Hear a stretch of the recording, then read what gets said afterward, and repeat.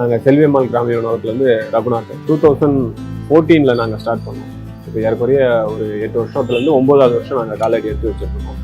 செல்வியம்மாள் கிராமிய உணவகம் அப்படின்றது ஒரு ஃபேமிலி பிஸ்னஸ். எங்கள் ஃபேமிலி மெம்பர்ஸ் எல்லாமே சேர்ந்து இந்த பிஸ்னஸை நாங்கள் ரன் பண்ணிட்டு இருக்கோம்.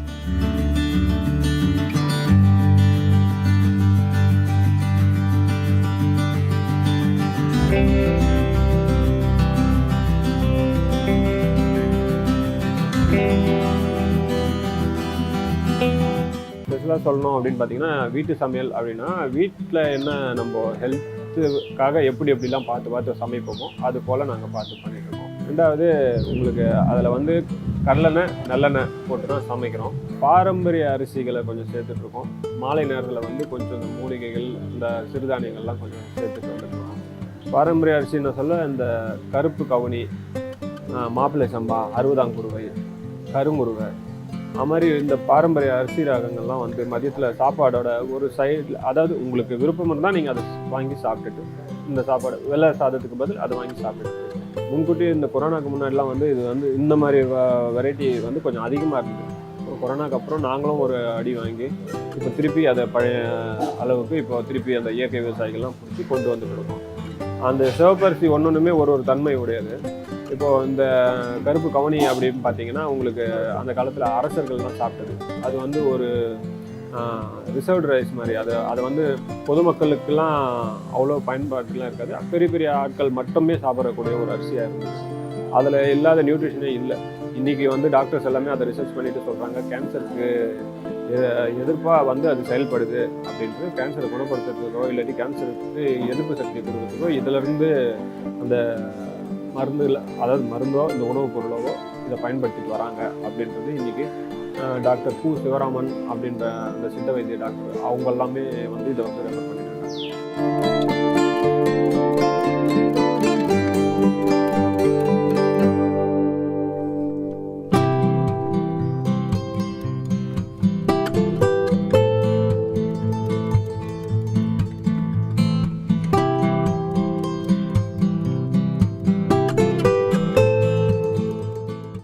மாப்பிள்ளை சம்பா அப்படின்றது சொல்ல அது வந்து கொஞ்சம் நரம்பு மண்டலத்துங்களுக்குலாம் நல்லது அப்படின்றதுனால அது போயிட்டுருக்கு.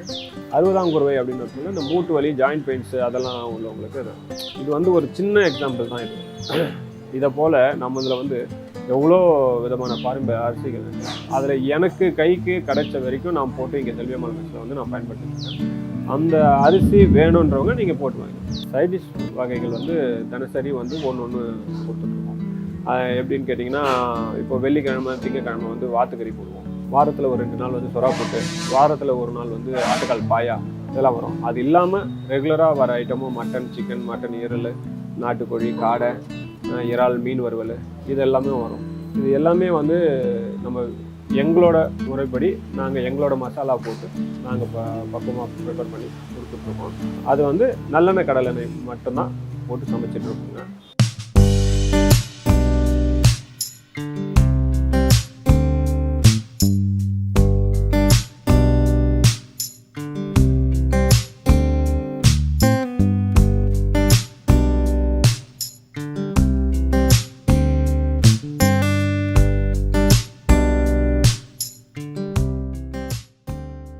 அம்மா நம்ம மேலே எடுக்கிற கேர் மாதிரி வேறு யாருமே உலகத்தில் எடுக்க முடியாது. ஏன்னா எல்லாமே ஒரு தரம் தான் பிறக்கிறோம். அதுக்கப்புறம் பிறப்பு இருக்கா இல்லையான்றதுலாம் அது செகண்டரி.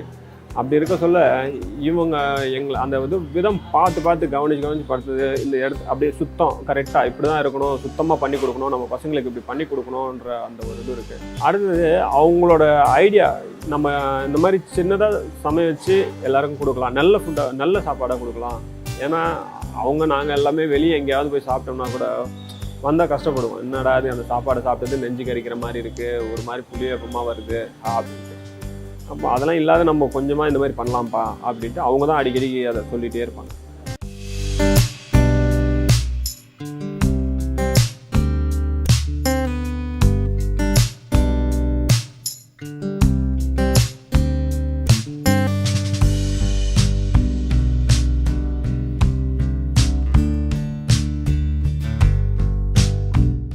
அதன் அடிப்படையில் தான் வந்து எங்கள் குடும்பத்தாரங்க எல்லாமே சேர்ந்து எங்கள் சித்தி, எங்கள் அத்தை, எங்கள் சித்தப்பா, அப்புறம் எங்கள் அண்ணன், அண்ணி, எல்லாருமே சேர்ந்து, அதாவது ஃபஸ்ட்டு நாங்கள் ஆரம்பிச்சிட்டோம், எல்லாருமே வந்து ஜாயின் ஆகிட்டாங்க.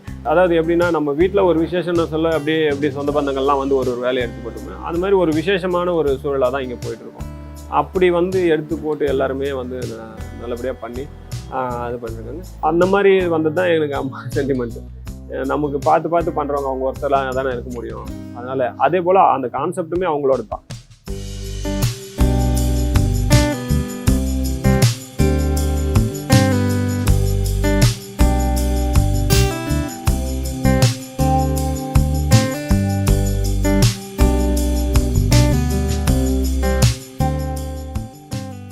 எங்களோட ஸ்பெஷல்ஸ் பார்த்திங்கன்னா எங்கள் நான்வெஜ் தான் ஸ்பெஷல்ஸு. நான்வெஜ்ஜில் வந்து வெரைட்டிஸ் இருக்கும், டெய்லி ஒரு பேசிஸ் இருக்கும், ஒரு நாளைக்கு ஒன்றுன்னு மாற்றி வெரைட்டி கொடுப்போம். அது என்னன்னா ஹெல்த்தியான ஃபுட், அதாவது நார்மலாக வீட்டு சாப்பாடு மாதிரி இருக்கும். சின்ன குழந்தைங்கலேருந்து பெரியவங்க வரைக்கும் சாப்பிட்ற மாதிரி இருக்கும். மசாலா தான் பார்த்திங்கன்னா வெளி மசாலா நம்ம ஆட் பண்ண மாட்டோம், நாங்களே ப்ரிப்பேர் பண்ணுறது தான் போடுவோம். ஸோ அந்த காரம் அந்த டேஸ்ட்டுக்கு ஏற்ற மாதிரி சின்ன குழந்தைங்க கூட சாப்பிட்ற மாதிரி போடுறது தான், ஆரோக்கியமாக இருக்கணுன்றது தான் எங்களோட பேசிக். வெரைட்டிஸில் பார்த்திங்கன்னா ஒரு நாளுக்கு வாத்து, ஒரு நாள் பாயா, அந்த மாதிரி சொரா பொட்டு, கடமான் வெரைட்டி இருக்கும்.